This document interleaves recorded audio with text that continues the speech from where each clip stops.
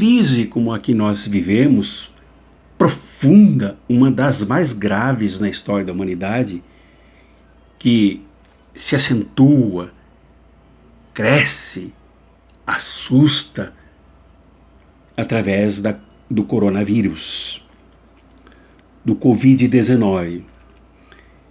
Numa situação como essa, as pessoas pensam, falam e fazem o que na verdade elas são. Não podem dar o que não têm. Cada pessoa dá o que tem. As pessoas boas, as pessoas generosas, as pessoas justas, as pessoas que se conduzem pela força da compaixão, o que dão é a partir desses valores que guiam as suas vidas. Sobre isso falarei numa outra oportunidade. Hoje, neste momento, agora, precisamos refletir sobre o outro lado das pessoas que se conduzem pela estupidez, por serem toscas, por serem grosseiras, por serem ásperas, por serem psicologicamente semelhantes ao porco-espinho. No que falam, no que fazem, sempre espinham as pessoas, principalmente as que as servem. Então, nesta linha, recordamos de algumas dessas personagens que não se representam sozinhas, mas dizem do sistema que elas simbolizam, que elas defendem, sistema que as apoia. É o caso, por exemplo, do seu Júnior Dusky, o sanduicheiro do Madeiro, que falou que as pessoas ficarem em casa, as pessoas não trabalharem, prejudicará a economia. Depois eu direi o que é economia na boca dessa gente. E que tem, qual é o problema de morrerem de 5 a 7 mil pessoas? Que as pessoas precisam trabalhar. Depois eu direi o que é trabalhar para gente como o seu Junker Verstappen, daqueles sanduíches horrorosos que ele vende. E o seu Roberto Justus, esse publicitário, apresentador de programas fúteis, inúteis, pobres, filosófica e culturalmente, disse que a mesma coisa no fundo, que as pessoas não irem trabalhar prejudica a economia e que morrerão de 10 a 15 mil pessoas que não tem jeito. Assim, falando como se ele falasse de excremento, como se ele falasse de pedras.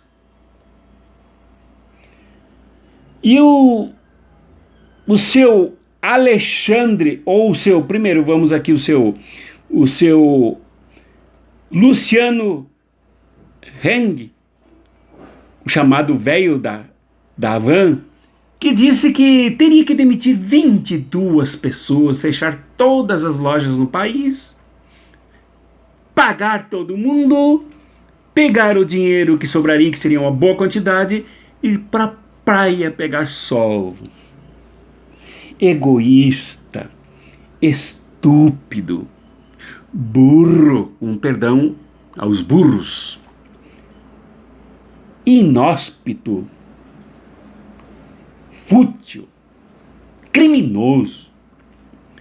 E o seu Alexandre Guerra, dono do Girafas, também aquelas coisas, né? Aqueles lanchezinhos que se espalham pelo Brasil todo, disse mais ou menos a mesma coisa que os outros.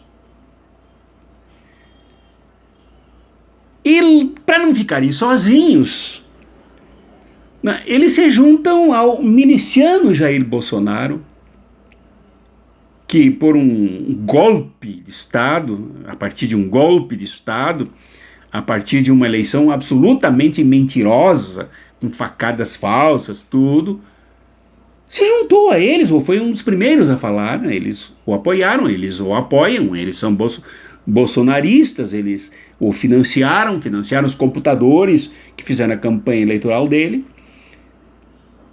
Seu Jair Bolsonaro disse o que era essa gripezinha, se ele não foi derrubado por uma facada, aquela falsa, né, que não derruba ninguém, não era uma gripezinha que eu derrubaria. Depois eu volto a ele. Que não ficou longe do outro perverso, o seu Dan Patrick, vice-governador do Texas, nos Estados Unidos, que disse que os velhos, os avós, têm que morrer, têm que se sacrificar para salvar a nossa América, a frase dele, nossa América para os nossos netos. Morte para os velhos, morte para a memória cultural, morte para o acúmulo da sabedoria e do conhecimento, para salvar a economia também, o discurso é o mesmo. Como também outros que se alinham a eles.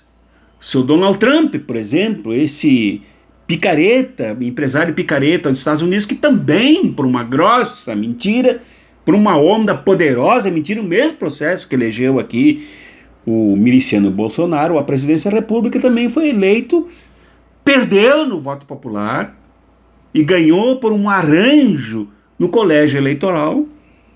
Portanto, é um presidente fraco, falso, fútil, também disse a mesma coisa, né? Duvidou da ciência, duvidou de tudo, até que por pressão, porque ele tem interesse em reeleger, por pressão eleitoral, acabou cedendo em algumas coisas, agora já está assim, desejoso de fazer o povo, os trabalhadores voltarem a trabalhar e acabarem com o isolamento social. O que há de comum entre esses psicopatas, esses perversos, esses estúpidos? Há o egoísmo.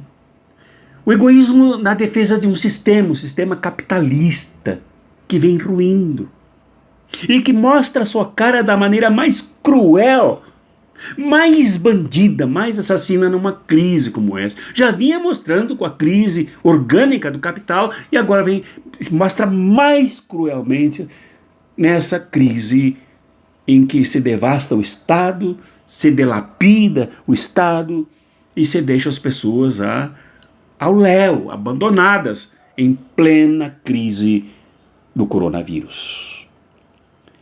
Eles, na verdade, nos parece escandalizar, a mim eles não escandalizam, eles falam exatamente o que eu sei que eles falariam, porque eles se comportam assim na defesa desta pirâmide econômica que massacra os de baixo para que ela se mantenha, rouba dos de baixo para que ela se mantenha, e a tal da economia com a qual eles se preocupam é aquela que é produzida pelos trabalhadores, por isso que eles querem jogar os trabalhadores na vala do massacre, para sangrarem todos contaminados, desde que produzam para eles, para mantê-los em cima da pirâmide. Eles são a voz neoliberal.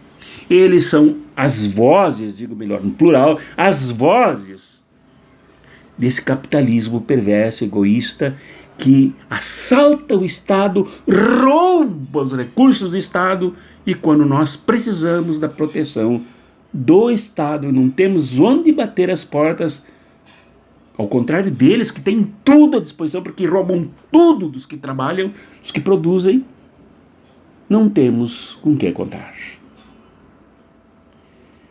Da mesma forma se manifestou aqui a bancada evangélica do Congresso Nacional Brasileiro, que criticou o fechamento dos templos para evitar a contaminação e a dinâmica do vírus passando de pessoa em pessoa. A bancada evangélica que também não surpreende com seus pastores, ou então a bancada católica com seus padres, todos corruptos, lobos vestidos de ovelhas, assaltando os pelegos, a pele das suas ovelhas, para se sustentarem no luxo, para se sustentarem na riqueza. É a mesma voz. São aqueles que negam Jesus, que eles pregam todo momento para ressaltar o Satã, que eles também falam a todo momento para assustar as pessoas. O Satã do mercado, o Satã neoliberal, o Satã estúpido, o Satã desumano. A gente precisa pensar nessas coisas. A gente precisa trazer à tona, né, tudo o que acontece nesse lado do mundo capitalista se deve ao capitalismo. Em outros países, como eu me referi no vídeo anterior, no vídeo de ontem, em outros países socialistas, ou de cultura assim, de profunda coletividade, o vírus não anda. O vírus não é tão trágico como aqui. O capitalismo que nos esvazia, nos empobrece, nos enfraquece, nos tira o alimento, nos tira os remédios, nos tira o sangue, que possibilita essa fragilização toda nossa. Então, essas são as vozes que falam pelo sistema. São as vozes do sistema que nos destrói. Para terminar, é evidente que nós também temos que nos dar conta disso. Não adianta esconder essas coisas. Há jornalistas que até apelam para que essa gente seja mais inteligente. Não, eles não têm solução. Nós temos que desconstruir o sistema que o sustenta, o capitalismo, com esta face neoliberal. Por isso, meus queridos e minhas queridas, aí nas nossas casas, aproveitemos para conversar, para analisar essa situação, para desenterrarmos os nossos ídolos, desenterrarmos as nossas referências dos nossos mártires, que tanto lutaram, seu sangue derramaram para defender o nosso povo, defender os nossos pobres, defender os nossos trabalhadores, desde o tempo da colonização até agora. Vamos conversar sobre eles. Um outro dia eu trarei num vídeo aqui uma relação deles, com a história de cada um, para que nós nos inspiremos com os nossos líderes, nossas líderes, nossos mártires, nossas mártires nacionais brasileiros e também os internacionais. Porque esta gente que aí está, eles não servem de liderança para nada. Logo depois que terminar, como eu disse também no vídeo de ontem, gostaria que vocês revissem, que vocês acessassem novamente. Esta gente, logo depois dessa grande crise, os de nós que sobrarmos vivos, nós teremos que nos organizar para afastar definitivamente esta gente e dinamitarmos o sistema podre que os mantém em cima de nós. Não tem saída. Esta é a nossa saída. As duas saídas. Vamos conversar sobre os nossos mártires. A internet está cheia de histórias dos nossos mártires. Vamos conversar sobre eles. Vamos repartir essas histórias entre nós, nos inspirar. Aqueles que inspiram o sentido coletivo, aqueles que inspiram a compaixão, aqueles que inspiram a análise crítica, aqueles que inspiram a coragem.